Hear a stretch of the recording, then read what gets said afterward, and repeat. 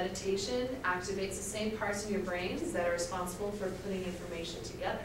So this could possibly lead us to the conclusion that if we meditate more and we activate these brains, we're making it more stronger, so we can more effectively put information together. And so maybe we can do that objectively, or put information together that would possibly push our schemas that we have created. Okay, so I would like to do a meditation exercise. And this is the loving kindness meditation. And so I want you to please listen to my words and follow along. So find a posture that helps you remain relaxed and alert. Settle into the breath. Breathe in, breathe out. In through your nose,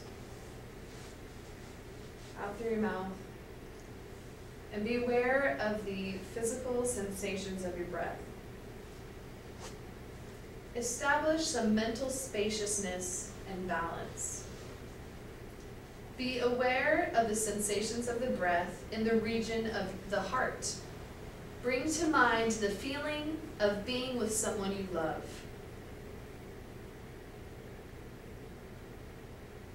Keep feeling that love. Sense that love flowing through your heart, perhaps in a rhythm with the breath.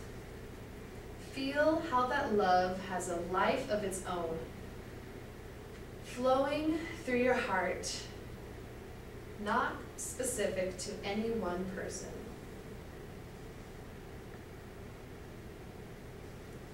Sense your love toward the people you know well, your friends and family. Feel a generous, loving kindness flowing through your heart in rhythm with the breath.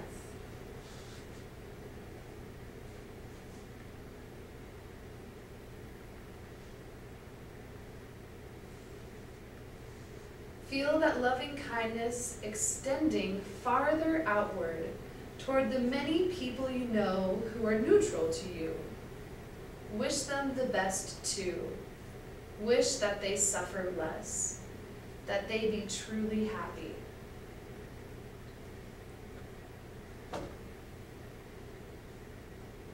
You may sense this loving kindness like a warmth or light, or like a spreading pool with gentle waves extending farther and farther to include ever more people. Feel your loving kindness reaching out to include even difficult people.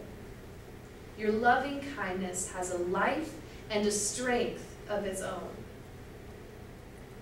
Your loving kindness understands that many factors affected these difficult people and led them to be a problem for you.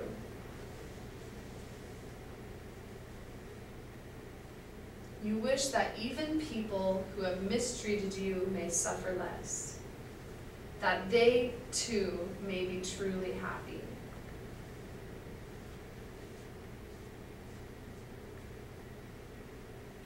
The peacefulness and strength of this loving kindness flows outward ever farther to include people who you know exist, though you do not know them personally. Sense loving kindness for all the people living in your country today and your world today, whether you agree with them or not, whether you like them or not.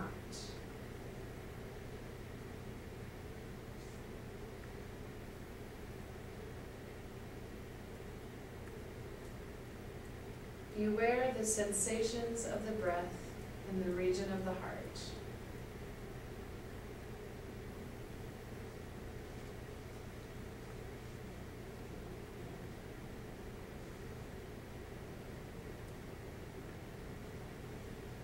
All right. So that was the loving kindness meditation. So how did that feel? Was it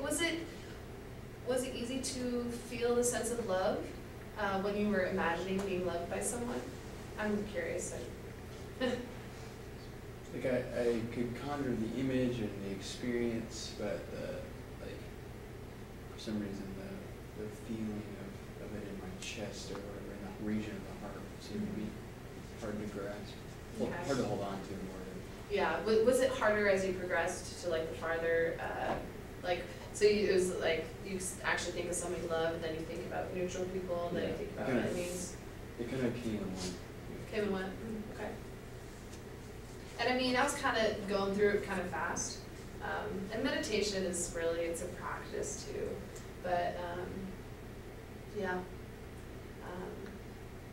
But what was interesting though is that the compassion meditation, and this loving kindness meditation, they were looking at novice meditators. So they hadn't meditated for very long, and they were still able to see some effect.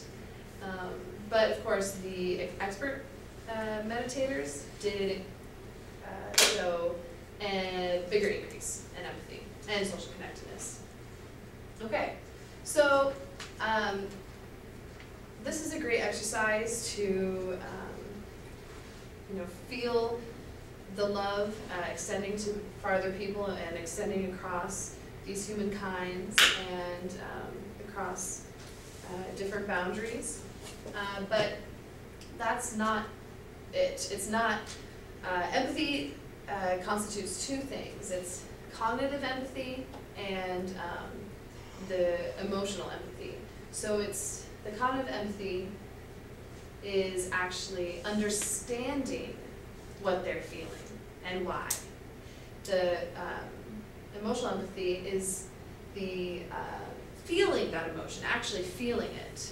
So what we did there is kind of more of the feeling empathy, but it's really important to have that cognitive empathy to really distinguish what they're feeling, understand it, and be able to name it, and be able to know why. So understanding someone through their own framework that you do not know of is extremely difficult, and it requires practice, but it can be increased. You can increase a skill. But understanding someone in your own framework is impossible, and you aren't going to be able to understand them by your own terms. So this is another definition of empathy. It's the ability to more deeply understand people by perceiving or experiencing their life situations, and as a result gain insight into structural inequalities and disparities. So I challenge you to, next time you are having a conflict with someone, or next time you feel angry for a particular reason, to first distinguish your own emotions and distinguish why you might be feeling something. And I bet you, generally, it's something going on within yourself. And then to go the next step and to be aware of what they might be feeling and the context that they are in. So maybe someone is being really rude to you. You're angry, it's not fun to be treated that way. But maybe they have something going on in their life that day or in that last week that's been really hard for them, and they haven't been able to be on their best behavior. And so I'm really bummed we did not get to this last video. I really would suggest it for you guys. It's by sociologist Sam Richards. And he's one of the, he's teacher of the largest race relations course in the United States. And essentially what he does is first he says the key component of sociology is empathy. And then he steps you through the process of perspective taking. And so he builds up on this situation, on this context, in a way that you could understand it. So he talks about emotions a lot. He's like, well, imagine, people come into your land and claim that they know what's best, and they, you know, are trying to control you and be like, how would you feel if that happened?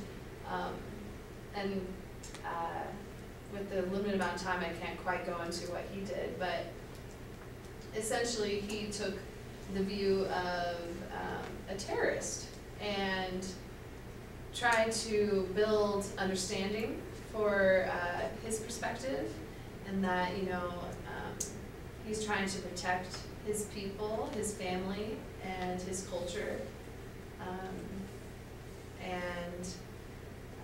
Yeah, so kind of gaining understanding of that kind of extreme view as we would see it.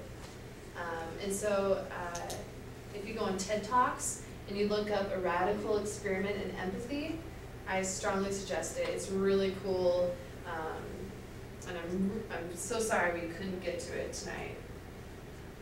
But we have reached our end. And in conclusion, I'd like to say, by objectively observing our tendencies to prefer the groups we belong to and to distance ourselves from others, we can let go of our preconceived notions and put ourselves in the shoes of others and understand where they are coming from.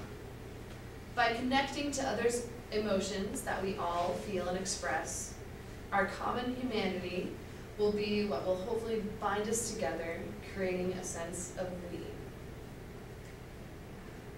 So thank you very much for coming tonight.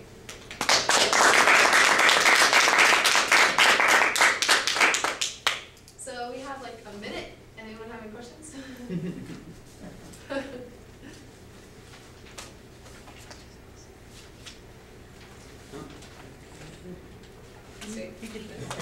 I'll try to connect with you. Yes, so should I mail everyone the thesis or who's evaluating? I copied it. You copied it? Okay, I'll mail it to you. Okay, thank you. Yep, no problem. Good graphic.